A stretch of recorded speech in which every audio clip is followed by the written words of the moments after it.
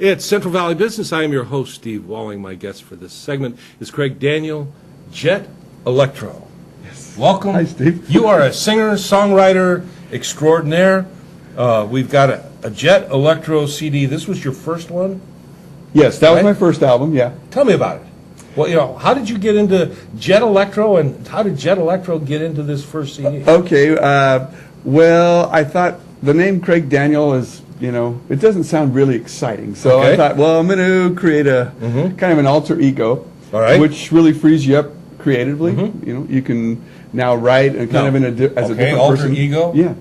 Why Jet Electro? I mean, that's got a nice hook to the name, but how did you come by that? I kind of lifted it from an old episode of Leave It to Beaver. Oh, really?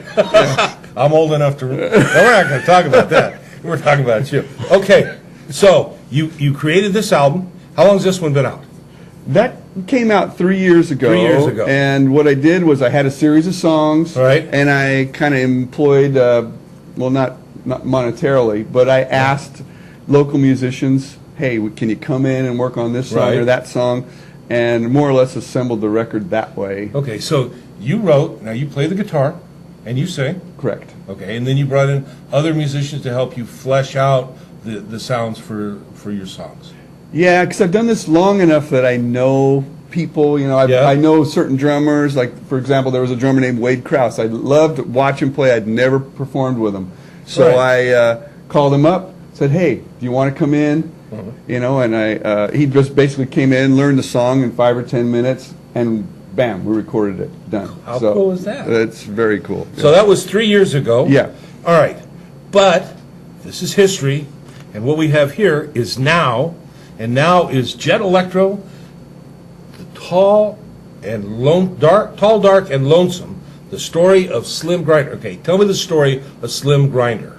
Okay, the story of Slim Grinder is, well, it's a love story, and it's told by a ghost. And this, really? Yeah, and this is my first time ever to release something on vinyl. So I'm very excited. As in old school vinyl. Here you go, folks.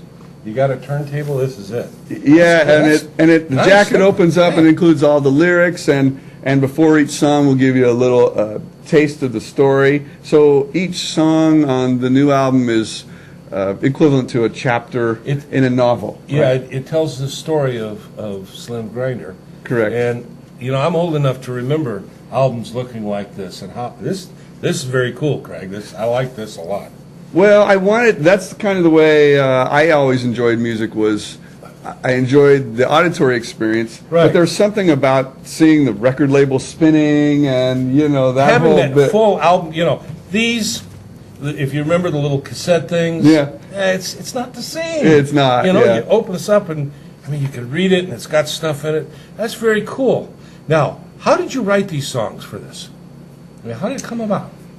For the new record, what happened was I came up with the concept of Slim Grinder, the idea, and so immediately I go, okay, some kind of lonesome sort of cowboy sort of guy, and I had a number of songs already written that were just kind of in demos that I had done at home. Then I sort of, out of those 30 or 40 songs I had, I thought, oh, this will work, and then I went about trying to get them recorded at various studios. I recorded at 3 different studios this time. At 2 of them are in Fowler, California, and 1 of them was in San Francisco. So this has been a bit of an adventure for you too.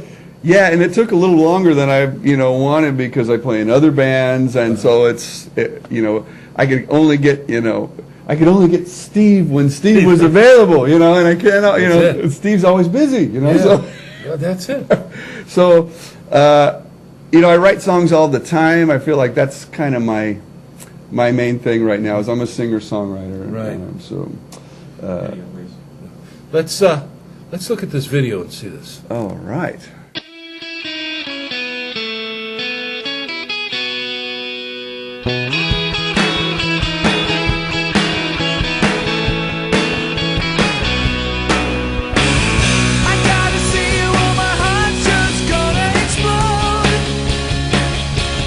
If I could take my mind off you, maybe I just want to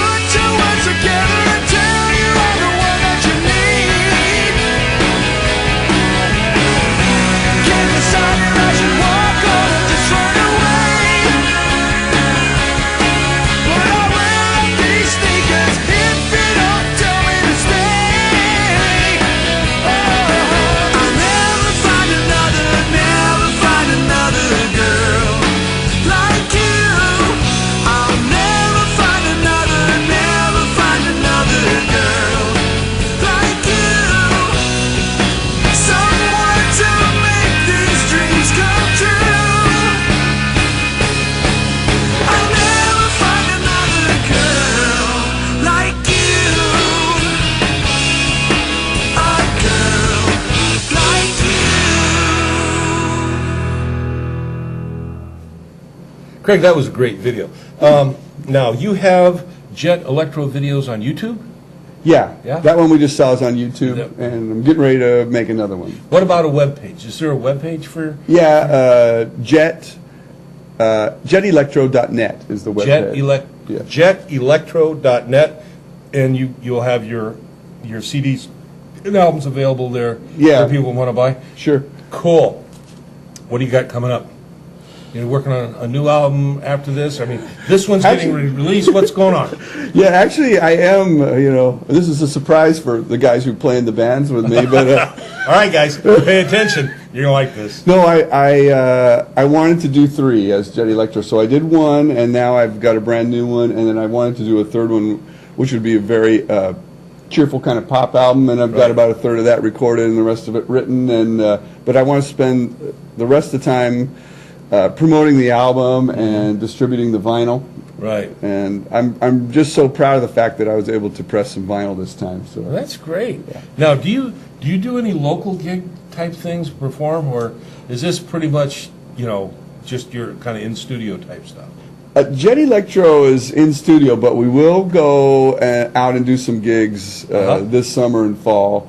But I play in other bands. Like, for example, I play guitar for Jeremy Elvis Pierce, and I just got back from last night. We had a gig in Monterey, and then I play in a great pop band called Pop Lord, and then I play in a soul band from San Francisco called Otis, like a 11-piece authentic '60s soul band. Yeah. So that's part of the reason why doing my own stuff takes a little bit of time. Yeah, okay. Because if I'm not doing my own stuff, right. I'm playing with other groups, but I'm staying out of trouble. Well, that's it.